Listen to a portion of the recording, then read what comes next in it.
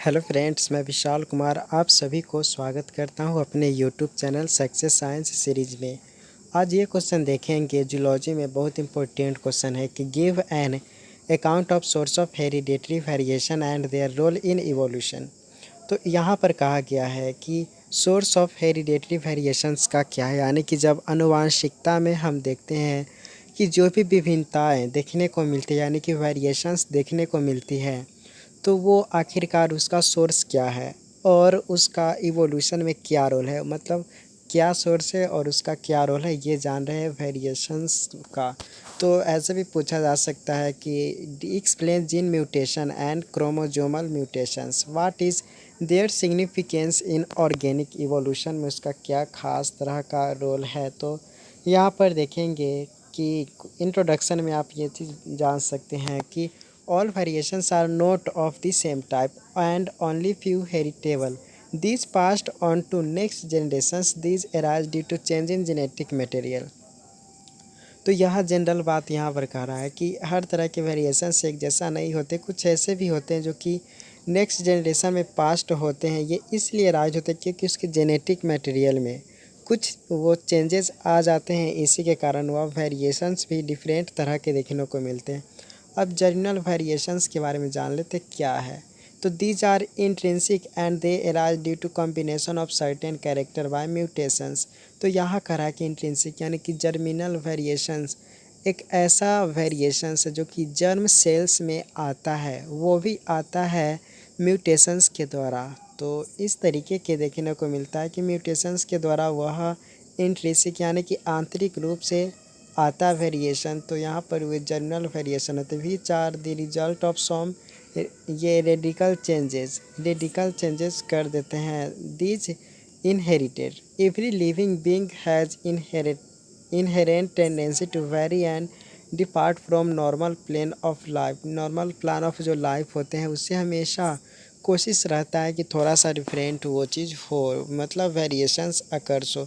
तो देखिए जो वेरिएशंस होते हैं वे 5 तरीके से हो सकते हैं, मतलब 5 उसका सोर्स है, यानी कि 5 ये जो है सोर्स वो 5 तरीके से वेरिएशंस होता है। सबसे पहला है जीन म्यूटेशन, सेकेंड है क्रोमोजोमल एबेरेशंस जिसको क्रोमोजोमल म्यूटेशंस भी कहते हैं। फिर है थर्ड जेनेटिक रिकॉम्बिनेशन, चौथा हाइब्रिडाइजेशन, पांचवा माइग्रेशन। नाम से आप समझ सकते हैं कि किसका क्या अर्थ है। तो सबसे पहला है जीन म्यूटेशंस।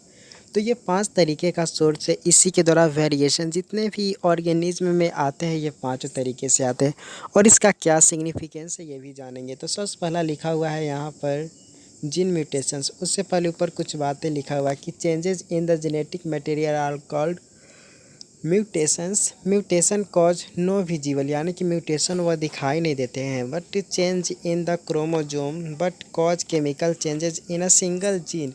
वह ये कॉज कर देता है, यानी कि क्रोमोजोमल के सिंगल जो भी हो एकदम थोड़ा सा चेंज कर देता है, तो ये जीन म्यूटेशन कहलाता है। जीन म्यूटेशन और म्यूटेशन छोटा सा टर्म में समझ जाना चाहिए। तो म्यूटेशंस कह रहा है कि change in the genetic material are called mutations. तो mutation cause no visible change in the chromosome, यानी कि म्यूटेशन तो दिखाई नहीं देता है और ये एक तरह का चेंजेज होता है क्रोमोजोमल में। तो cause chemical change in single gene, जब यही म्यूटेशन यह चेंज कर देगा chemical changes in single gene तो उसको जीन म्यूटेशन कहते हैं। नाम से आप समझ में आ जाना चाहिए। तो mutation which cause visible change in the chromosome are called chromosomal mutations. तो जो विजिबल म्यूटेशन हो और वह क्रोमोजोम में अकर्स होता है तो उसको क्रोमोजोमल म्यूटेशंस कहते हैं। तो छोटा छोटा टर्म में आप पाँचों जो देखे हैं वो पाँचों को यहाँ पर देख लेते कि जिन म्यूटेशंस से आखिरकार कैसे ये वेरिएशन अकर्स होते हैं। तो जिन म्यूटेशन में पहले बताया गया था कि यह विजिबल नहीं होता है, म्यूटेशंस ही है लेकिन यह विजिबल नहीं होता, वह जो अकर्स होता है वह सिंगल क्रोमोजोम के पास जाता है। तो उसी से रिलेटेड है कि gene consist of molecule DNA. These are large molecule having thousands of deoxyribonucleotides arranged in a linear fashion, यानी कि linear fashions में हज़ारों ये डीएनए वह अरेंज्ड होते, that is DNA molecular polymer of nucleotide, मतलब बहुत सारे न्यूक्लियोटाइड मिलकर ही तो डीएनए का फॉर्मेशन करते। ये बात समझेंगे तो when there is any change in sequence of this nucleotide, तो ये जीन म्यूटेशंस अकर्स होता है, मतलब बहुत सारे हज़ारों तरह के ये दिखाई देता है न्यूक्लियोटाइड। उस न्यूक्लियोटाइड में अगर थोड़ा सा भी चेंजेस होगा कहीं पर भी तो वे जीन म्यूटेशंस कहलाएंगे। तो उसके बारे में ये था, gene mutations produce more fundamental change in the chromo मतलब then chromosomal mutations and important evolution. तो जीन म्यूटेशन जो है वह एकदम फंडामेंटल मतलब एकदम आधारभूत है। अगर गार्जियन से अगर कोई बनता है ऑफ स्प्रिंग थोड़ा ज़रूर वेरिएशन रहता है, तो वे आखिरकार जीन म्यूटेशंस के द्वारा ही अकर्स होते हैं। तो इस तरीके से जीन म्यूटेशंस यह रेगुलर होते रहता है ख़ास तरह के, तो ये फंडामेंटल है। अ सिंगल जीन में affect more than one characteristic, जिसको प्लीटोपिज्म कहते हैं, यानी कि प्लेट्रोपिज्म। तो कह रहा है कि सिंगल जीन ये मोर देन वन कैरेक्टर को अगर अफेक्ट करेगा तो उसको प्लियोट्रोपिज्म कहेंगे। और many genes or a group of definite number of genes में रेगुलेट वन कैरेक्टरिस्टिक अगर करेगा तो ये पॉलीजीन्स होते हैं। तो ये टर्म पता होना चाहिए कि पॉलीट्रोपिज्म क्या है। और many gene or a single group of a definite number of genes में रेगुलेट वन कैरेक्टर, तो ये एकदम एक दूसरे का उल्टा है, पॉलीजीन्स और प्लीट्रोपिज्म। तो पॉलीजीन्स जनरली ये कहा गया टर्म को कि बहुत सारे जीन्स मिलकर कोई एक कैरेक्टर को अगर चेंज करने के लिए अगर वह उत्तरदायी होगा यानी कि रिस्पॉन्सिबिलिटी होगा तो वो पॉलीजीन कहलाएगा। और कोई एक ही जीन बहुत सारे कैरेक्टर को अगर वे वेरिएशन करेगा तो उसी को प्लियोट्रोपिज्म कहेंगे। तो पता होना चाहिए दो टर्म क्या है। प्लियोट्रोपिज्म मतलब एक जीन बहुत सारे कैरेक्टर को बनाता है, और यहाँ पर पॉलीजीन हो गया एक मतलब बहुत सारे जीन मिलकर कोई एक कैरेक्टर को बनाता है। तो जस्ट एक दूसरे का ये उल्टा है। अब देख लेते हैं कि रोल ऑफ इवोल्यूशन मतलब जीन म्यूटेशन का इवोल्यूशन में क्या रोल है या क्या सिग्निफिकेंस है।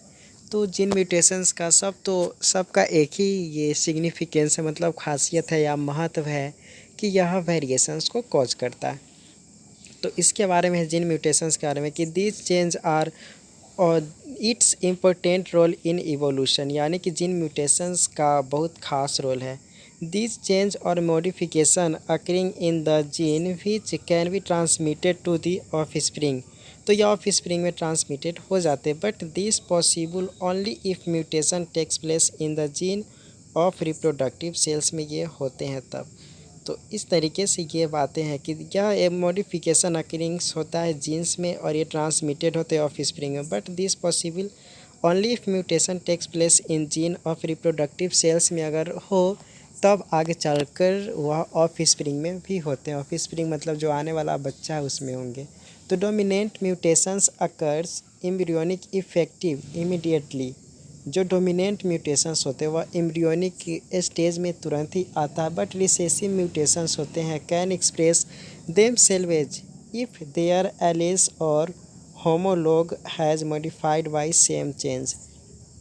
तो यहाँ पर रिसेसिव के बारे में किया एक्सप्रेस करेगा उस समय इफ़ देयर एलील और homologous has modified by same changes के द्वारा वे मॉडिफाइड होगा तब। तो यहाँ पर रोल ऑफ जीन म्यूटेशंस को देख लिया। अब देख लेते हैं कि क्रोमोजोमल एवेरेशन या क्रोमोजोमल म्यूटेशंस, नाम से आप सिर्फ पता रखिए कि क्या इसका अर्थ हो सकता है। तो क्रोमोजोमल एवेरेशन, एवेरेशन का जनरल आप मतलब समझिए कि एबनॉर्मेलिटीज़। तो क्रोमोजोम में जब थोड़ा सा एकदम इतना सारा यानी कि 26 पेयर्स होते हैं क्रोमोजोम, तो मतलब ह्यूमन में तो उसमें कहीं से भी वेरिएशन आ जाएगा तो इसके कारण कह सकते हैं कि क्रोमोजोमल एवेरेशन। और उसी क्रोमोजोमल वेरिएशंस में आने के कारण यह ऑफ स्प्रिंग यानी कि आगे आने वाला संतान भी थोड़ा सा वो डिफरेंट हो जाएंगे यानी कि वेरिएशंस देखने को मिल जाएंगे। तो उसके बारे में लिखा कि these occurs due to structural change in chromosomes, के स्ट्रक्चर चेंज के कारण ये होते हैं। दिस में involve change either in the number of genes, तो यहाँ पर नंबर ऑफ जीन्स में के चलते हो सकता है या उसके अरेंजमेंट के में भी हो सकते हैं। तो दिस फॉलोइंग टाइप्स, तो ये दो तरह के हो सकते हैं। एक तो नंबर घट बढ़ सकता है या उसी के स्ट्रक्चर में थोड़ा सा ये कुछ आ जाए, चाहे कुछ लॉस हो जाए। तो aberrations in which total number of gene is altered changing the length of chromosome it may be due to deletion or duplication. तो जब डिलीशन हो मतलब कुछ डिलीट हो जाए या कुछ उसमें डुप्लीकेट होकर बढ़ जाए तो उसके कारण भी के क्रोमोजोमल ये एबरेशन हो जाएगा। और उसके बाद है कि aberrations in which chromosome length remains unchanged but arranged of genes change it may be due to inversion or translocation. तो यहाँ पर भी बात लिखा है कि अगर इन्वर्जन या ट्रांसलोकेशन के द्वारा उसमें वो नंबर ऑफ जीन्स जितना हो, जितना जो भी चीज़ हो, हर चीज़ वो प्रेजेंट होगा, बस वो इधर से उधर हो जाएगा तो इसके कारण चेंजेस देखने को मिल जाएगा। तो ये देख लिए क्रोमोजोमल एबरेशन यही होता है। आगे तो इसके बारे में एक्सप्लेन जानेंगे, जब आगे देखेंगे लिंकेज ये सब पढ़ेंगे तब। तो यहाँ पर बस थोड़ा सा बताना चाहिए कि क्रोमोजोमल एबरेशन के कारण भी वे वेरिएशंस होते हैं, यानी कि ये भी सोर्स है क्रोमोजोमल एबरेशंस। उसके बाद है कि evolutionary significance of chromosomal mutations का इवोल्यूशन में आखिरकार क्या खासियत है, ये क्या रोल है। तो उसके बारे में है कि it is important source of variation in population. It may be partially due to position effect and arrangement of genes. तो यहाँ पर देख लिए कि यह बहुत ख़ास तरह का रोल है जो कि यह पोजीशन और इफ़ेक्ट और अरेंजमेंट ऑफ जीन के कारण ये हो सकते हैं। Translocation produce new linkage groups. तो ट्रांसलोकेशन आगे हम देखेंगे टर्म्स। तो ये एक नया लिंकेज ग्रुप को ये बनाता है। Inversion helps in preserving change sequence in different populations, यानी कि प्रिजर्व करता है जितने भी नंबर ऑफ जीन्स की संख्या हो वो सबको ये मेंटेन करता है। और कुछ डुप्लीकेशंस के द्वारा ऐसे होते हैं जो कि उसमें नंबर ऑफ क्रोमोजोम वो बढ़ जाता है। तो जो भी यहाँ पर देख रहे हैं वे आखिरकार क्रोमोजोमल एबरेशंस हो रहा है, यानी कि एबनॉर्मलिटीज़ आ रहा है। तो while duplication produce gene families having several copies of the same genes providing more chance for mutations and phenotypic variations आसानी से देखने को मिल जाते हैं क्योंकि उसके क्रोमोजोम में चेंज हो जाते हैं। इसीलिए अब यहाँ पर थर्ड देखते हैं जीन रिकॉम्बिनेशन, जेनेटिक रिकॉम्बिनेशन में देखने को मिलता है कि recombination refers to the mixing or reshuffling of the genes of the chromosome of their parents. These occurs in sexual reproduction. जब सेक्सुअल रिप्रोडक्शन होते हैं तो उसमें जेनेटिक रिकॉम्बिनेशन होता है।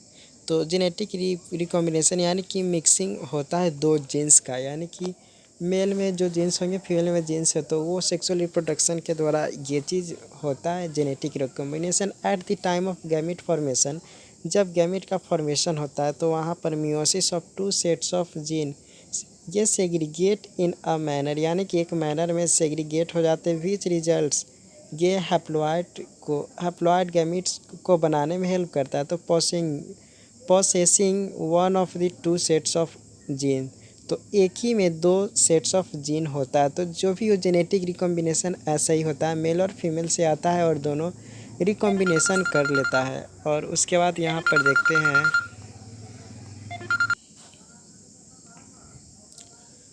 अब यहाँ पर evolutionary importance of genetic recombination के बारे में देखते हैं। तो फर्टिलाइजेशन के द्वारा दो सेट्स ऑफ जीन्स वे मिलते हैं। तो इस तरीके से एक सबसे पहला तो गैमेट फॉर्मेशन होता है, फिर फर्टिलाइजेशन होता है। इस तरीके से एक great array of recombination of pairs of gene occurs because segregation, फिर independent assortment and crossing over, ये बहुत सारे प्रोसेस होते हैं। तो इस तरीके से ये भी देख लिए कि किस तरीके से इवोल्यूशनरी इनहेरिटेंस को करने में हेल्प करता है। तो यहाँ पर क्योंकि ये जो देख रहे हैं ये करता है, यानी कि सेग्रीगेशन सबसे पहला करता है, फिर इंडिपेंडेंट असॉर्टमेंट होता है, फिर क्रॉसिंग ओवर होता है। तो ये जेनेटिक रिकॉम्बिनेशन के द्वारा ये सब होता है और फाइनली यह वेरिएशन करता है। हाइब्रिडाइजेशन के बारे में बहुत अच्छे से जानते होंगे कि दो अलग अलग तरह के मतलब इसमें देखने को मिलता है कि two individual of different species breed each other, यानी कि दो इंडिविजुअल होते हैं डिफरेंट स्पेसीज,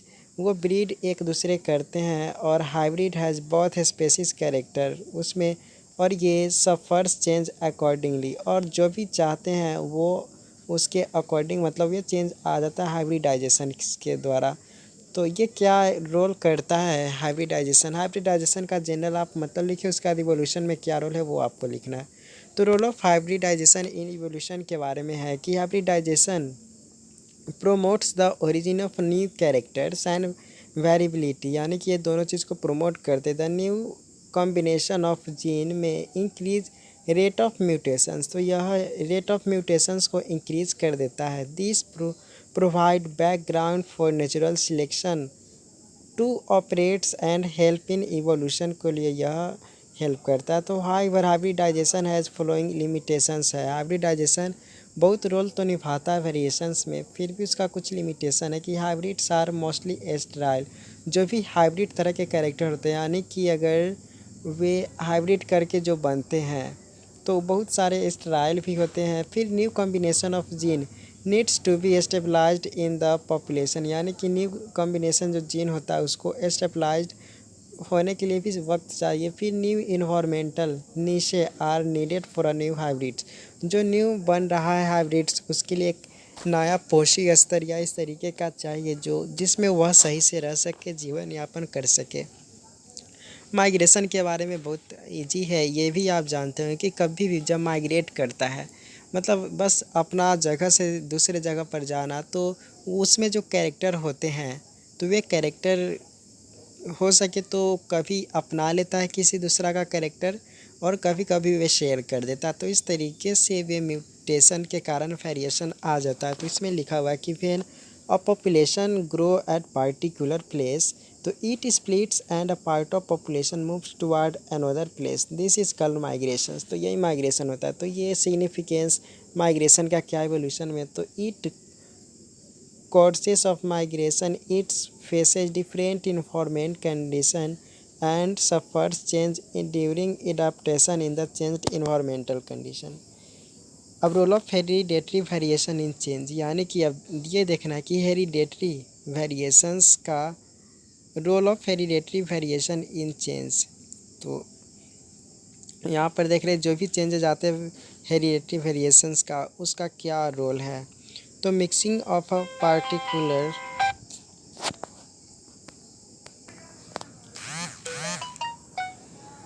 तो mixing of a particular alleles with a series of genes not associated with it earlier, तो जो पहले मतलब नहीं हुआ था वो मिक्सिंग जब हो जाता है दो एलील्स का तो वो आ जाता है, यानी कि न्यू कैरेक्टर आ जाता है। फिर है the number of recombinations is infinitely larger than the possible number of mutations, तो जो रिकॉम्बिनेशंस जो होते हैं वह इन्फिनिटली मतलब वह इनफाइनाइट तरीके से बहुत लार्ज होते हैं। म्यूटेशंस जो अकर्स होते हैं वह तो भले ही छोटे होते हैं, लेकिन रिकॉम्बिनेशंस के द्वारा जो वेरिएशंस आते हैं वह लार्जली आते हैं। तो ये सब देख रहे हैं कि कैसे इसका रोल ऑफ हेरिडेटरी वेरिएशंस का है चेंजेस में, मतलब चेंजेस का वेरिएशंस ये देखने को मिलता है हेरिडेटरी में।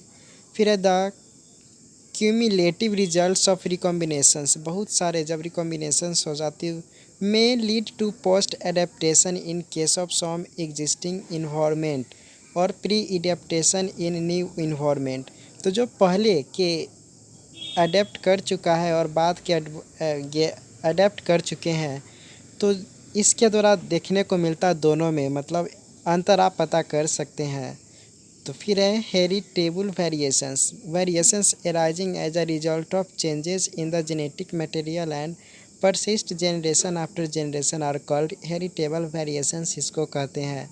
तो वेरिएशंस अराइज होते हैं क्योंकि चेंजेस होते हैं जेनेटिक मटेरियल में, इसी के कारण and persist generation, way generation after generation में वे हमेशा वही कैरेक्टर बना रहता है। तो इस तरीके से वे हेरिटेबल वेरिएशंस कहलाते। तो heritable variations also known as genetic variations इसको कहते। तो इस तरीके से हमने ये क्वेश्चन को डिस्कस किया। इस तरीक़ा से और भी क्वेश्चन को आप पढ़ना चाहते तो ज़रूर सब्सक्राइब कर लीजिए। तो thank you so much for watching.